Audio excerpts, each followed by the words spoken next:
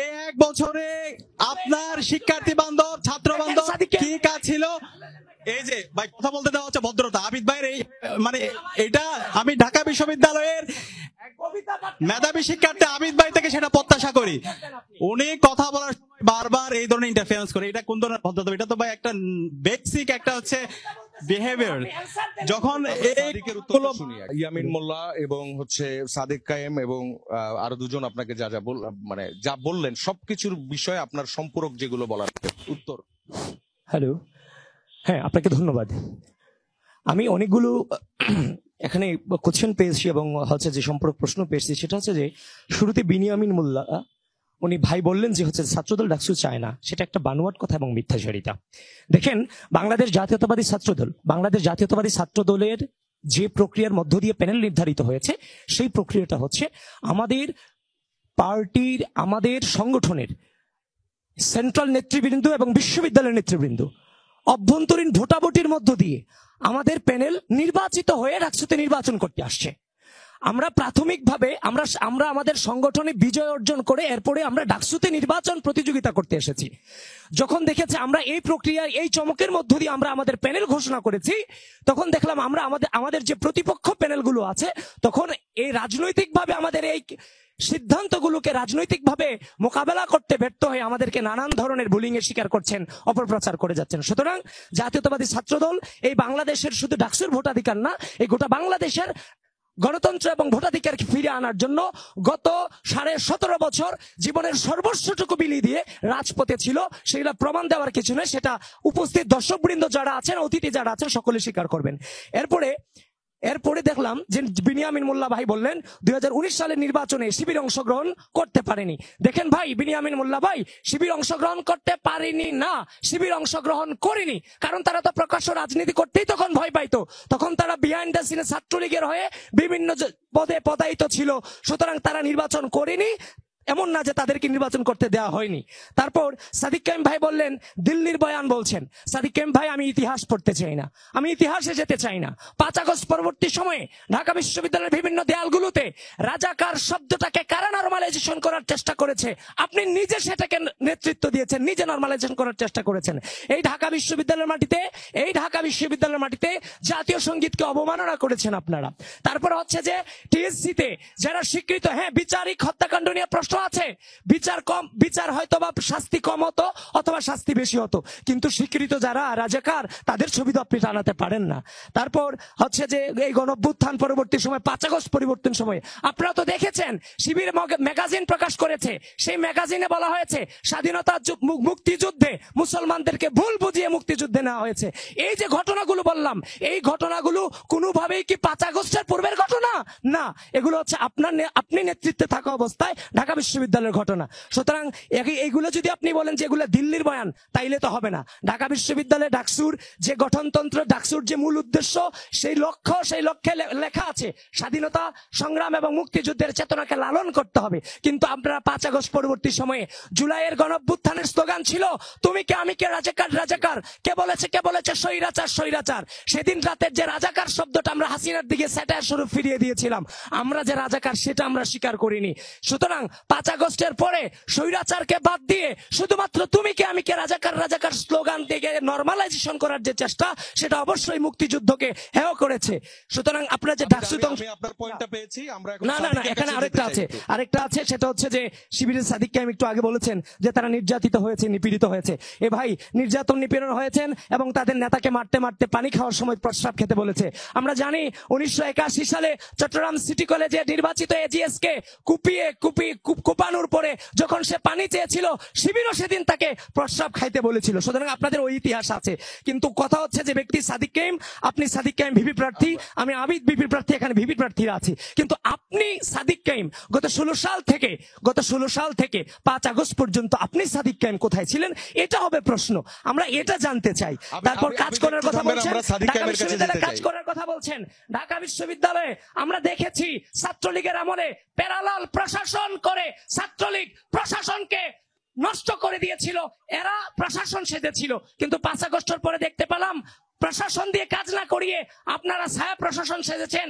ছাত্রলীগ বেরিয়ে গেছে, ছাত্রলীগের বিহাইন্ড দ্য সিন হলগুলোতে আবিদ, আপনার কোশ্চেনগুলো পাওয়া গেছে। সাদিক একদম টু দি পয়েন্ট যদি উত্তরগুলো দেন, একদম টু দি পয়েন্ট উত্তরগুলো দিবেন। আবিদ প্লিজ। আপনারা যে প্যানেল ঘোষণা করেছেন, ওই প্যানেলের মধ্যে একজনকে আপনারা সদস্য ইনক্লুড করেছেন যে 5 আগস্ট পরবর্তী সময়ে আমাদের বীর শ্রেষ্ঠ মতিউর রহমানকে প্লেন হাইজ্যাকার বলেছে।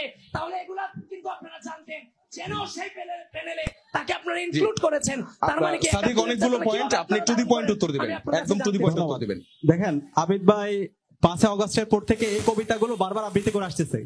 আমি একটু জানতে চাই আবিদ ভাইয়ের কাছে, এই 5 আগস্টের পরে, 5 আগস্টের পরে আজ পর্যন্ত শিক্ষার্থী বান্ধব, ছাত্র বান্ধব আপনার কি কি কাজ ছিল একটু জানেন? কবিতার বাইরে 5 আগস্টের পরে আজকে 1 বছর হয়ে গেল।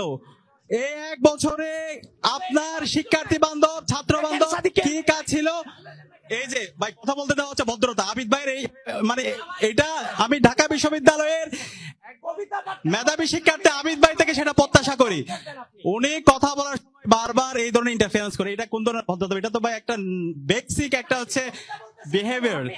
যখন রিপ্লে দেওয়ার পর যখন উনি বারবার এই কবিতার মতো মিথ্যা জিনিসগুলো আবৃত্তি করে, তখন আর কিছু বলার থাকে না। এই বিষয়গুলো আমরা অনেকবার বলেছি, অনেকবার এগুলো ক্লারিফিকেশন দেওয়া হয়েছে। এবং উনি যে বিষয়টা বলতেছে, উনি বারবার, যেমন কিছুদিন আগে শিবিরের বিভিন্ন হচ্ছে ওনার সকল অপকর্ম বলে তিনি হচ্ছে পাঠ করেছিল 71.org থেকে। ওই এর অপর পেজে বলা আছে জিয়াউর রহমান হচ্ছে একজন স্বৈর শাসক, সে হচ্ছে খুনি, তারেক জিয়া হচ্ছে একজন খুনি, এবং হচ্ছে ওখানে আমি ওটা কোট আনকোট বলতেছি, এবং ওইখানে বলা আছে হলো খালেদা জিয়া এটিমের টাকা আত্মসাৎকারী। তো ওই ধরনের বয়ান দ্বারা যখন আমাদের আবিদ ভাইরা প্রভাবিত হয়, তখন তো আর কিছু বলার থাকে না। ঢাকা বিশ্ববিদ্যালয়ের মেধাবী শিক্ষার্থীদের এই বিষয় অবশ্যই তারা বোঝার কথা। এবং আজকে আমরা যখন ডাকসু নিয়ে আলাপ করছি, একটা হচ্ছে ডিবেট, এই ডিবেটে আলাপ হওয়ার কথা, আমরা কি করতে চাই, শিক্ষার্থীদের নিয়ে আমাদের ভাবনা কি, আমাদের চিন্তা কি। সো এই চিন্তা না গিয়ে ওনাদের যেহেতু আর কিছু নাই, 1 বছর কোনো কাজ করে নাই, এবং মোল্লা ভাই বলছে যখন হচ্ছে শিক্ষার্থীদের একটা গণদাবি ডাকসু নির্বাচন হোক, সেই নির্বাচনটাকে বন্ধ করার জন্য বিভিন্ন ধরনের ষড়যন্ত্র চক্রান্ত করছে, এবং এটাও ঠিক মতো করতে পারে নাই। এখন যেহেতু কোনো কিছুতে নাই, সুতরাং সে আগের ক্যাসেট গুলো, ওই যে দিল্লির ক্যাসেট, হাসিনাবাদী যে ক্যাসেট, ক্যাসেট, সে ক্যাসেট গুলো আবার বারবার হচ্ছে কি করতে বাজাইতে হবে। এর বাইরে নতুন কিছু বলার নাই। তো আমি নতুন আমরা কি করতে চাই সেটা শিক্ষার্থীদেরকে নিয়ে আমাদের ভাবনা কি, সেটা আমি জানতে চাই। সাদিক আমরা আবারও ফিরবো। আমি একটু কথা উনি বলছে বিশ্ববিদ্যালয় ছাড়া প্রশাসন, এখানে আমার যারা বন্ধুরা আছে, আমার ছোট ভাইরা যারা আছে, আমার যারা বোনরা আছে, আমি তাদের কাছে জিজ্ঞেস করতে চাই, আজকে যারা প্রত্যেকটা হলের প্রভোস্ট, তারা কোন দলের? আপনারা একটু বলেন। আজকে যিনি প্রভোস্ট কমিটির চেয়ারম্যান, তিনি কোন দলের বলেন? আজকে যে প্রভিসি, সে কোন দলের বলেন? সবার কাছে পরিষ্কার সেটা একটা দলের, সেটা হচ্ছে সাদা দল, সেটা হচ্ছে বিএনপি। এবং আজকে যে ডাকসু নির্বাচন হওয়ার পরে প্রতিদিন রাতে 8টা, 9টা, 10টা, 12টা বাজেও ওহি নাজিল হয়, বিজ্ঞপ্তি নাজিল হয়। বিজ্ঞপ্তিগুলো কার পক্ষে? সবগুলো একটা দলের পক্ষে, একটা ছাত্র সংগঠনের পক্ষে। তাহলে এরপর যদি বলে ছায়া সংগঠন, ছায়া আমরা নাকি বিশ্ববিদ্যালয়ের প্রশাসনের ছায়া হচ্ছে কি প্রশাসন? আরে ভাই, ছায়া প্রশাসন তো আপনারাই, আপনারা যেভাবে চাইতেছেন, আপনারা যাই চান তারা সব দিচ্ছে। এরপরও আর কত বিক্রিম রোল প্লে করবেন? এবং এর মাধ্যমে আপনাদের মানে হচ্ছে কি বলে, কোনো এজেন্ডা নাই, কোনো শিক্ষার্থীদের নিয়ে আপনাদের ভাবনা নাই। এই বিষয়টা আপনারা বারবার নিজেদের নিয়ে আসতেছেন। এখন আমাদের ভাবনাগুলো একটু বলি শিক্ষার্থীদেরকে নিয়ে। আমাদের ভাবনাটা আমরা শুরুর অংশটাতে পেয়েছি। আমাদের সঙ্গে উমামা ফাতেমা জয়েন করেছে। বিষয় আমাকে বলতে হবে, ক্যাম্পাসে যত নিপীড়ন হয়েছে আপনি ক্যাম্পাস সাংবাদিকদেরকে জিজ্ঞেস করবেন। ক্যাম্পাসে যখন আমাদের এই যে 71 শাহরিয়ার নির্যাতিত হচ্ছে, মারুফ, রাকিব ভাই, যত নির্যাতন, আপনার এই পয়েন্টগুলো আমরা পেয়েছি। সাদিক আমরা একটু উমামার কাছে যেতে চাই। উমামা, ফ্যামিলির সাথে আলাপ করা, এবং উমামা আপনি শুনতে পাচ্ছেন তো? থানা থেকে তাদেরকে বেতন নিয়ে আসে। সাদিক আমরা আবারও ফিরবো, আমরা একটু উমামার কথা শুনছি। জি তাদেরকে জিজ্ঞেস করেন, অ্যাক্টিভিস্ট যারা আছে তাদেরকে জিজ্ঞেস করেন। এবং এই জুলাই আন্দোলনে জি সবচেয়ে ক্রুশিয়াল টাইমে সকল অংশীদারদের সাথে সাদিকা শিবিরের সাথে যোগাযোগ রাখেন। আমরা উমামার কাছে যেতে চাই। উমামা, এখন পর্যন্ত আলোচনার যে অংশে আপনি এসেছেন, জি প্লিজ প্লিজ উমামা শুরু করবেন। সাদিক ভাই, উমামা শুরু করবেন, উমামা শুরু করবেন। আচ্ছা, সবাইকে অসংখ্য ধন্যবাদ। এবং প্রথমেই আন্তরিকভাবে আমি দুঃখিত, কিছুটা দেরি হয়ে গেছে আসতে।